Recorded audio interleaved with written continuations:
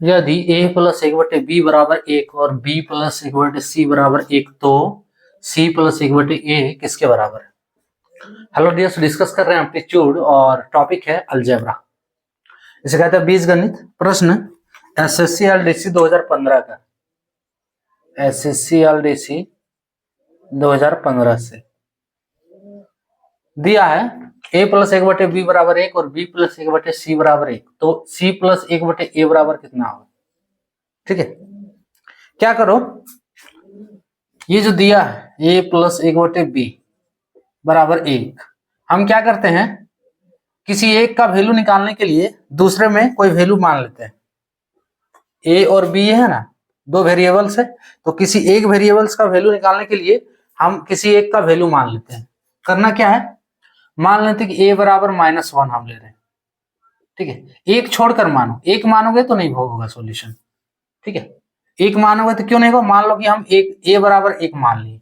ठीक है, तो देखो a बराबर एक मान ली, तो क्या बन रहा है, एक प्लस एक बटे बी बराबर एक, सो एक बटे बी बराबर 0 हो गया, इसलिए b बराबर एक बटे 0।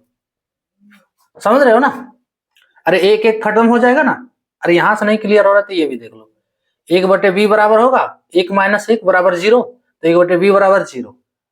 सो एक बटे 0 बराबर बी, यानी कि बी का वैल्यू क्या आ रहा है, एक बटे 0, जो कि अनडिफाइंड है ना। तो ये नहीं मानना, एक सिर्फ नहीं मानना, उसके बाद कोई भी अंक मान लो। तो -1 हम ले लिए। अब देखो क्या बन रहा है, -1 प्लस एक बटे बी और बराबर एक बन रहा है। एक बटे बी बराबर -1 को उठाकर एलएचएस से आरएचएस करो तो 1 प्लस 1 बराबर 2। एक बटे बी बराबर 2 आया, तो बी बराबर एक बटे 2,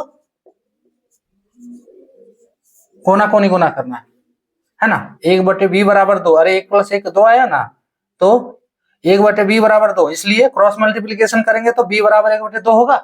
तो बी का वैल्यू हमको कितना मिल रहा है, एक बटे 2। अब देखो बी प्लस सी वाला हम देखते हैं, बी प्लस सी वाला, तो बी प्लस एक बटे सी, बी और सी का वेरिएबल्स में बराबर एक, हम बी बराबर एक बटे 2 निकालें, एक बटे 2 निकाले हैं प्लस एक बटे सी बराबर एक।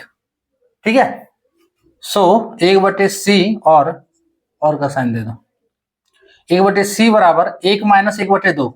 अब एक में आधा घटाएंगे तो आधा बचेगा, सो आधा यानी कि एक बटे 2 बराबर एक बटे 2, तो एक बटे सी बराबर एक बटे 2 आया है, सो सी बराबर 2 हो गया। ये निकाल ली हम, बी सी ए तीनों का वैल्यू निकल गया। अब जो पूछा है उसको निकाल सकते हो, सी प्लस एक बटे ए, सी प्लस एक बटे ए का वैल्यू निकालना है, तो सी प्लस एक बटे ए। देखो ए का जो माने थे -1, उसी पे सब निकला हुआ है, तो यहाँ ए का वैल्यू -1 ही बैठेगा। सी का वैल्यू कितना निकला है, 2 निकला है, तो 2 प्लस -1, 1 बटे -1। ठीक है, सी का वैल्यू 2 डाल देते हैं, इज इक्वल्स टू 2 प्लस -1 होगा, है ना, 1 बटे -1 यानी कि -1 इज इक्वल्स टू 2 - 1 बराबर 1, इसका आंसर ऑप्शन ए वाला करेक्ट है। समझ लो, a प्लस एक बटे बी बराबर 1, b प्लस एक बटे सी बराबर 1, तो c प्लस एक बटे ए बराबर भी 1 होगा। आप ऐसे भी याद रख सकते हो डायरेक्ट। ठीक है, और इसका कॉन्सेप्ट ये पूरा है कि कैसे आया। आप क्या करो कि -1 हम लिए, आप 2 भी लो, एक छोड़कर कोई भी वैल्यू ले लो। ठीक है, तो क्लियर हो जाएगा मे बी। सो जैसे हम 2 भी लेते हैं, यहाँ पे 2 लेते तो भी क्लियर हो जाता है। ठीक है, ए बराबर 2 भी लेते तो भी वही वैल्यू आता है, आप करके देख सकते हो। हम ये नहीं करेंगे दोबारा, ये आप लोग पे है कि ए बराबर 2 लेकर भी देखो आप। ठीक है, कोशिश कर सकते हो, तो वैल्यू आपका यही आएगा फाइनली, इसका आंसर सी प्लस एक बटे ए का वैल्यू 1 ही आएगा। और नहीं तो फिर इसी में देखो, इतना बराबर ऑप्शन ए वाला करेक्ट है। क्लियर, यहां से ए प्लस एक बटे बी बराबर 1 है, तो ए बराबर -1 निकालें तो बी का वैल्यू मिला 1 बटे 2।